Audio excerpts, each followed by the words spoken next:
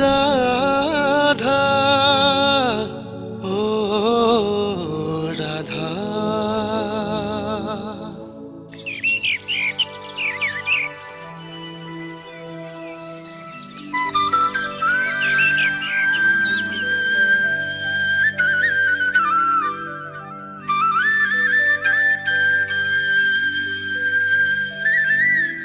প্ৰভু তুমি চকু মেলি চাবা আৰু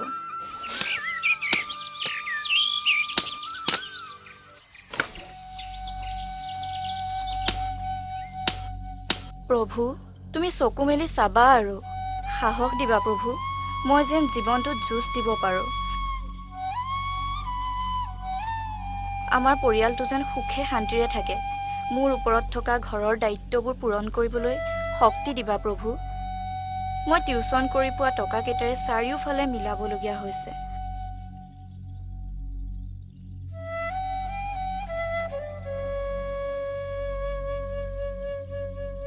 শক্তি দিয়া প্ৰভু শক্তি দিয়া ৰাধা তোৰ বৰ কষ্ট হৈছে ন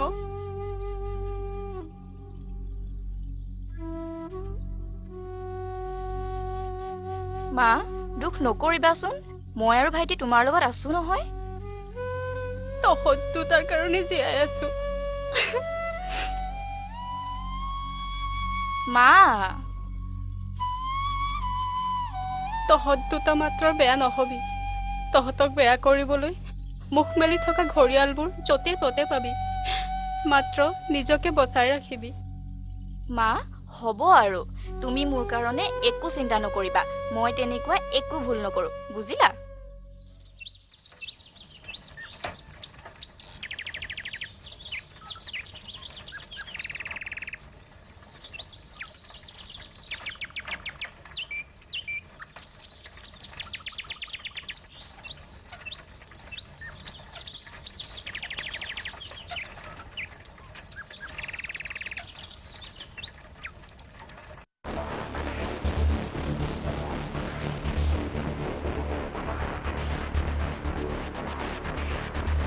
কি হয় দেখিছ চাওঁতৰ মোৰ কাম আছে তোৰ ইমান কিহৰ কাম গাঁৱৰ বিহুখনৰ কাৰণে আজিৰ পৰা ৰিহাৰ্চল আছে তালৈ যাওঁ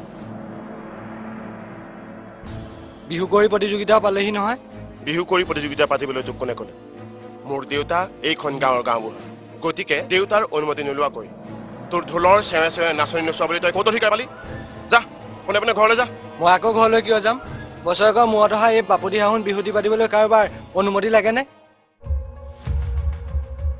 আৰু আমিতো একো বেয়া কাম কৰা নাই নিজৰ সংস্কৃতিক ৰক্ষা কৰিবহে বিচাৰিছোঁ এইবাৰ গাঁৱত বিহু কৰি প্ৰতিযোগিতা নহয় বাহিৰৰ পৰা অহা ডিজে কালচাৰ হ'ব বহুত দামী ডিজে সেইকাৰণে সকলোৱে চান্দা এবাৰ 2-3,000কৈ দিব লাগিব মই থকালৈকে বিহু ঐতিহ্য হেৰুৱাব নিদিওঁ মই থকালৈকে এইখন গাঁৱত এনেকুৱা নচলিব তহঁতি আল্টা মডাৰ্ণ হ'ব পাৰ কিন্তু মই এইখন গাঁৱৰে এজন ডেকা চাওঁতৰ হ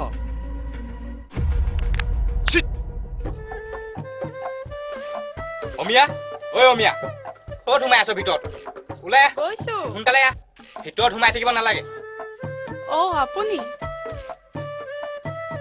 আহক বহকহি ইয়াত বহি মই তোৰ লগত কথাৰ মহলা মাৰিবলৈ অহা নাই সোনকালে তই বাকীৰ পইচাকেইটা লৈ আহ আৰু যি ধৰণে তহঁতি আমাৰ দোকানৰ বাকী খাৱ আৰু সেই ধৰণে কিয় ধাৰকেইটা নোৱাৰ মাৰিব মাহৰ শেষতনো পইচাকেইটা ক'ৰ পৰা পাওঁ বন কৰা পইচাকেইটা পালে মই আপোনাৰ ধাৰকেইটা দি থৈ আহিমগৈ ইমান দিনলৈ আৰু মই ৰৈ থাকিব নোৱাৰো পইচা যদি দিয় এতিয়াই দে আচলতে তহঁতৰ নিচিনা মানুহক সহায় কৰিব নাপায়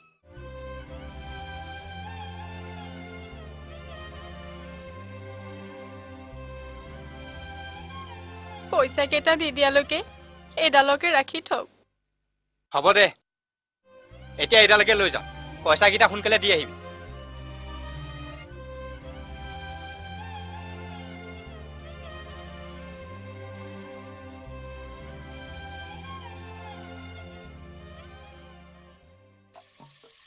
তই মোক যিখিনি কথা কলি মই বুজি পাইছো ৰাধা বাৰু মই চেষ্টা এটা কৰি চাম মই তোক বুজি পাওঁ মুকুটদা গাঁৱৰ কোনেও মোৰ কথাবোৰ বুজি নাপায় আৰু মই তোক বিশ্বাস কৰোঁ কাৰণে মোৰ মনৰ কথাবোৰ তোক কৈছো আৰু তইতো জানই মায়ে তোৰ বাদে মোক আন কাৰো লগতে ক'তো নপঠায় মোৰ এখেতে আকৌ মোক একো কামেই কৰিব নিদিয়ে নহয় মই কষ্ট পাওঁ বুলি সব এখেতেই কৰে মই আকৌ যিজনী শাহু পালো ঘৰ এৰি গাঁও ফুৰি ফুৰে কোনোবাইনা খং উঠিব ঘৰ এৰি ভাড়া ঘৰ বিচাৰিম এতিয়া গম পাব যাও মনিবৰ ঘৰৰ পৰা আহোঁ কাম কৰা মানুহ এজনী ৰাখি ল'বা আকৌ। আজিকালি কাম কৰা মানুহ পাবলৈকে টান। হ'ব দে, তোৰ দৰে ইমান পঢ়া শুনা কৰা ছোৱালীজনী ঘৰত এনেদৰে বহি থকাটো মই নিবিচাৰোঁ। তই যদি মোক সৰু কাম এটাতো সোমোৱাই দিব পাৰ, মোৰ লগতে মোৰ পৰিয়ালটোৰ বৰ উপকাৰ হ'ব মুকুট দা। আজি মই মানুহ এজনৰ লগত কথা পাতি চাম, মই ক'লে তেওঁ তোক নিশ্চয় সহায় কৰিব। ঐ কি হ'ল? দুখ পালো ৰচোন। দুখ পালিছ? বেছিকে দুখ পালি নেকি? ঘৰতে ঐ সেইহালক দেখিছা? বাপেক নোহোৱা ছোৱালী, মাকেতো হাজিৰা কৰিবলৈ ওলায়ে যায়। মাক নোহোৱা চলত ঘৰৰ ভিতৰত সোমাই কি কৰে সিহঁত দুটাইহে জানে। এনেকুৱা ল'ৰা ছোৱালী দেখি থাকিলে আমাৰ ল'ৰা ছোৱালীও বেয়াহে হ'ব। ঠিকে কৈছা। ব'লা।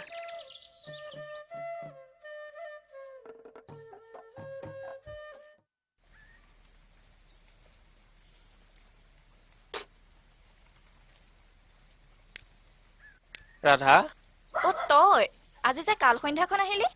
এটা বিশেষ কথাৰ কাৰণে আহিলোঁ। বিশেষ কথা? আহচোন।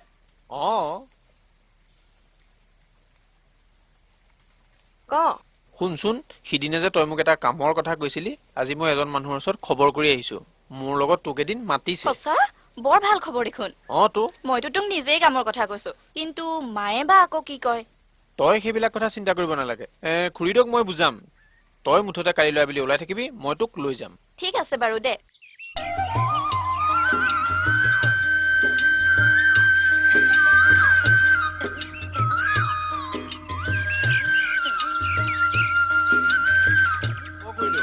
খুৰীদেউ, ৰাধা ওলাল নাই? ওলাইছে, বহিবি।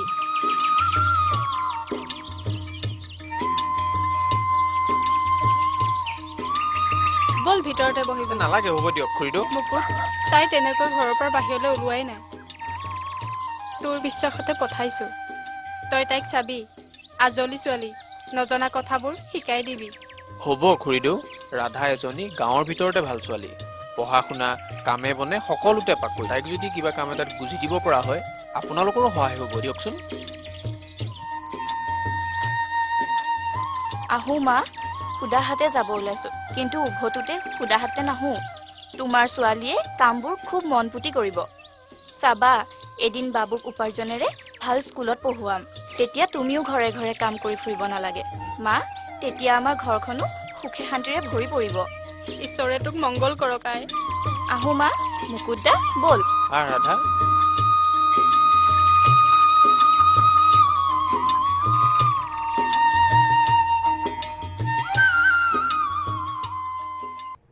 এৰি দিয়ক বাবু, আৰু এনেকুৱা ভুল কেতিয়াও নকৰো।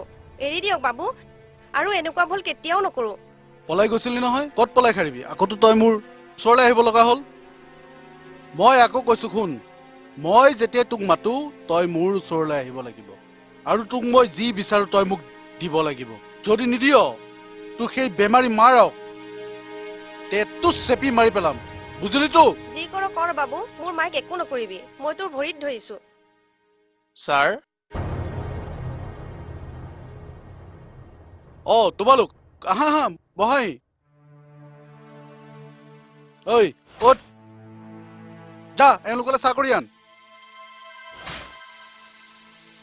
ছাৰ, এওঁক যে এনেকৈ? তাই মানে চুৰ কৰিছিল, ধৰা পৰাৰ ভয়ত ভয়টোৱে ক্ষমা বিচাৰিছে। বাৰু, মই যে ছাৰ আপোনাক কৈছিলো ছোৱালীজনী এইজনী।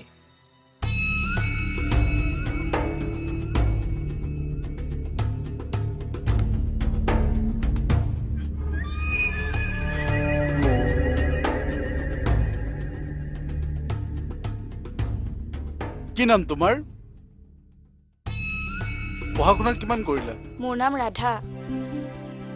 হায়াৰ ছেকেণ্ডেৰীত প্ৰথম বিভাগত 3টা বিষয়ত লেটাৰসহ পাছ কৰিছিলোঁ, কিন্তু বিএটোহে আধাখনীয়া হ'ল।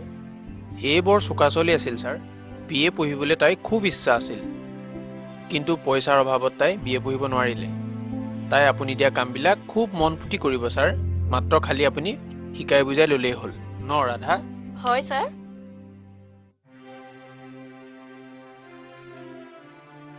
চাহ লওক। হ'ব।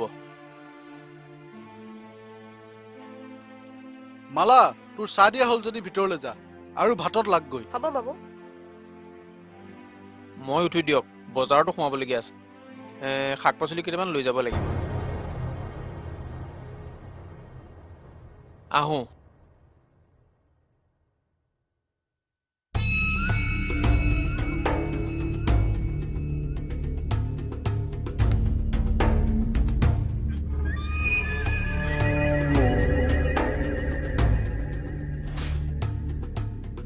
কামবোৰ মই কোৱা মতেই কৰিব লাগিব। মোৰ কথা নুশুনা মানুহক মই মুঠেই ভাল নাপাওঁ। লিখা পঢ়া কামহে পাৰিম ছাৰ, মুকুট দায়ে কৈছে নহয়। গুড। লিখা পঢ়াৰ লগতে আৰু বেলেগ কাম কৰিব লাগিব। সেইটো তোমাৰ আৰু মোৰ মাজত একান্ত ব্যক্তিগত কথা। মানে ছাৰ? মানে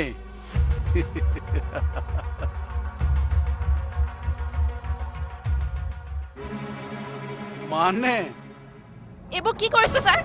এইবোৰ মই একেবাৰে ভাল নাপাওঁ।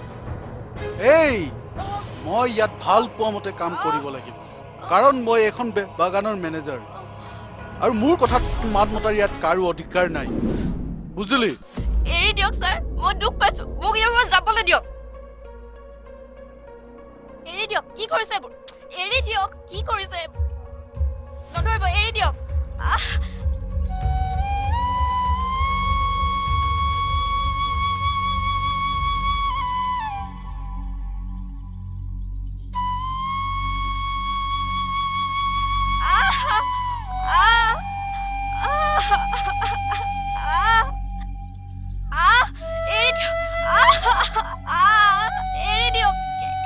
কি কৰিছে এইবোৰ?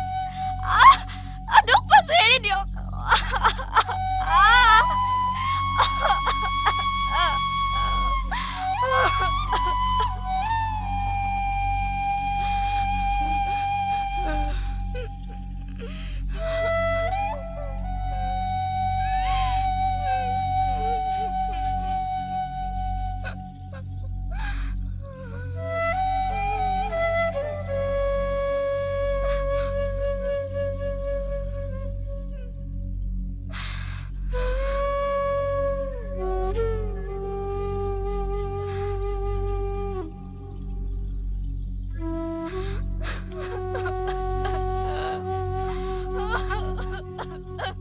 এনেকৈয়ে বহুত ৰাধা পৃথিৱীলৈ আহিছে, বহুত ৰাধা গৈছে, কিন্তু কিমান ৰাধাই ন্যায় পাইছে, কিমান দোষীয়ে শাস্তি পাইছে। ৰাধাৰ কি দোষ আছিল? দৰিদ্ৰতা, অভাৱত পৰি কামৰ সন্ধানত গৈ তাই হ'ব লগা হ'ল নিৰ্যাতিতা, ধৰ্ষিতা।